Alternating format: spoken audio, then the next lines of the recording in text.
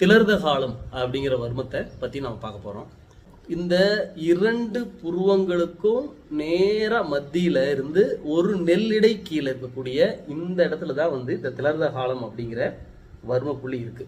இந்த வர்மத்தை தினந்தோறும் தூண்டணும் அப்படிங்கிறத என்ன பண்ணாங்க அப்படின்னா, பழைய காலத்துல முன்னோர்கள் பொட்டு வைக்கக்கூடிய பழக்கத்தை கொண்டு வந்தாங்க. பெண்களா இருந்தாலும் சரி, ஆண்களா இருந்தாலும் சரி, வலது கை மோதிர விரலால அந்த இடத்துல இப்படி கை வச்சு வலது பக்கமா ஒரு 3 சுத்து, இடது பக்கமா ஒரு 3 சுத்து, மறுபடியும் வலது பக்கமா ஒரு 3 சுத்து சுத்திட்டு இப்ப லேசாக அழுத்தம் கொடுத்து மனசுக்குள்ள ஒரு 30 நீட்டு விட்டுருங்க. இது போல தினந்தோறும் காலையில நம்ம இயக்கிட்டு வரணும். நம்முடைய மூளையானது சுறுசுறுப்பாகும், மறதி நீங்கி நினைவாற்றல் பெருகும்.